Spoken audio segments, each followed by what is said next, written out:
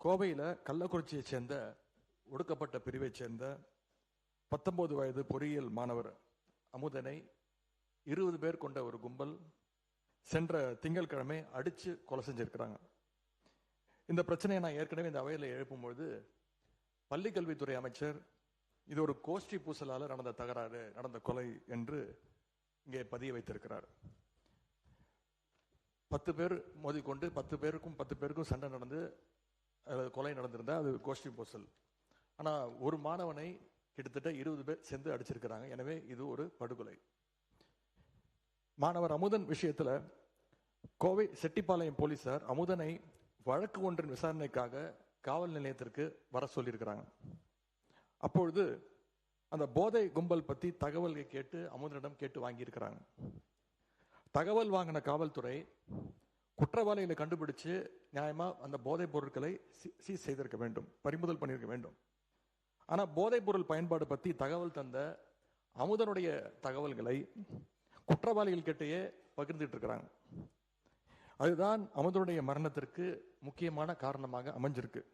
இதை நான் மட்டும் சொல்லவில்லை, அமுதனுடைய பெற்றோர்கள் இருவரும் சொல்லியிருக்கிறாங்க. அவங்க இருவருமே, அவங்களுடைய தாய் தந்தை இருவருமே என்னிடத்துல தொலைபேசியில் அழிச்சு பேசியிருக்கிறாங்க. நான் அவங்களுக்கு ஆறுதல் சொல்லியிருக்கிறேன். அப்படி அவங்க பேசுறப்போ போதைப் பொருள் கும்பல் பற்றி காவல்துறையிடம் தகவல் கொடுத்ததால் தான் அமுதன் கொலை செய்யப்பட்டதாக அவங்க உறுதியாக நம்புறாங்க. அதைத்தான் என்னிடம் சொல்லியிருக்கிறாங்க. இந்த வழக்கு தொடர்பா கள ஆய்வு செஞ்ச பல்வேறு சமூக ஆர்வலர்களும் இதே குற்றச்சாட்டை முன்வைக்கிறாங்க. இந்த சம்பவத்திற்கு நீதி கிடைக்கணும்னு நேற்றைய தினம் எங்களுடைய கழக தலைவருடைய உத்தரவின்படி ஒருங்கிணைந்த கள்ளக்குறிச்சி மாவட்ட கழகம் சார்பாக கிட்டத்தட்ட 10,000 பேர் பங்கு கொண்ட ஒரு மாபெரும் கண்டன ஆர்ப்பாட்டத்தை கள்ளக்குறிச்சி நகரத்தில் நடத்தி இருக்கின்றோம். இந்த கொலையை ஏதோ ஒரு தனிப்பட்ட சம்பவமாக அல்லது கோஷ்டி பூசலாகவோ நாம் கடந்து போய்விட முடியாது. அரசின் அலட்சியத்தால, காவல்துறையுடைய பொறுப்பற்ற போக்கால தான் இந்த கொலை நடந்திருக்கு என்பதுதான் குற்றச்சாட்டு.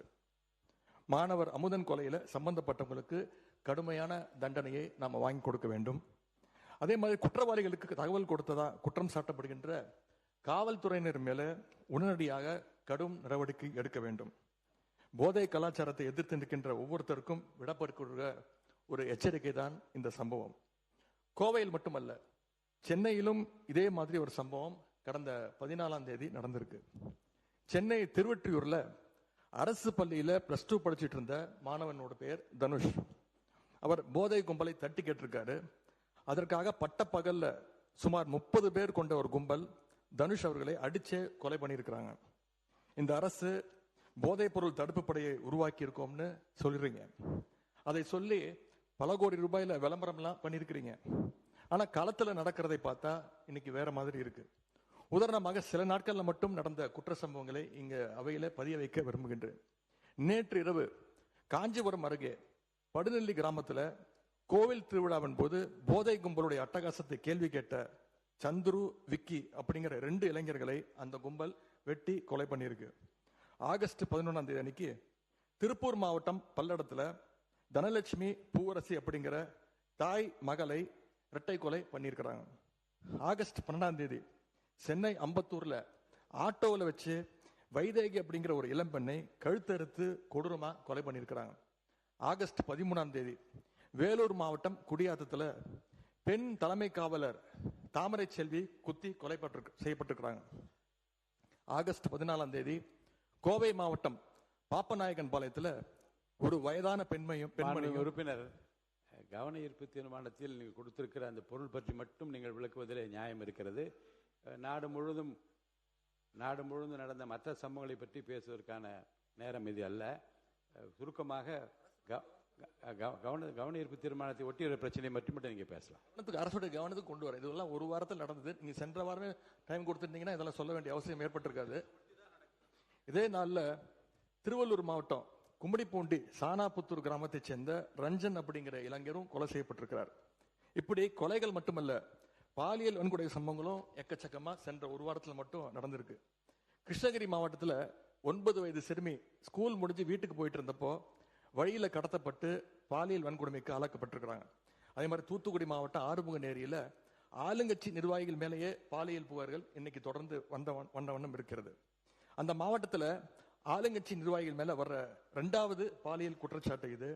ராணிப்பேட்டையில் ஆளுங்கட்சியினுடைய மாவட்ட செயலாளர் திரு விஜய் மோகன் மேல ஒரு பெண் பாலியல் குற்றச்சாட்டு சொல்லியிருக்கிறாங்க. 100 நாள் சாதனைன்னு இந்த அரசு பெருமை பேசுற இதே நேரத்தில் தமிழ்நாட்டில் சட்டம் ஒழுங்கு இந்த 100 நாள்ல எந்த அளவுக்கு மோசமா இருக்கு அப்படிங்கிறதும் இந்த சம்பவங்களே சாட்சி. இது மாதிரியான சம்பவங்கள் தொடராம இருக்க இந்த அரசு என்னென்ன நடவடிக்கை எடுக்க போகுது? மிக முக்கியமா பள்ளி கல்லூரிகளில் வன்முறைக்கு எதிராகவும் ஒழுக்கத்தை வளர்த்தெடுக்கவும் கவுன்சிலிங் வகுப்புகளை நடத்த வேண்டும்னு இந்த அரசை கேட்டுக்கொள்கின்றோம். போதைக்கு எதிரான தொடர் விழிப்புணர்வை ஏற்படுத்தணும். மிக முக்கியமா சட்டம் ஒழுங்கு பிரச்சனையை கட்டுக்குள் கொண்டு வர இந்த அரசு உறுதியான நடவடிக்கை எடுக்க வேண்டும் என்று எங்களுடைய சார்பாக நான் கேட்டுக்கொள்கிறேன். காவல்துறை மானிய கோரிக்கைகளை பேச வேண்டிய அத்தனை செய்திகள் இப்போதே பேசிவிட்டீர்கள். மாண்புமிகு உறுப்பினர் ஆர். செய்திகளை உடனுக்குடன் தெரிந்து கொள்ள நியூஸ் ஆன் தமிழ் சேனலை உடனே சப்ஸ்கிரைப் செய்யுங்கள்.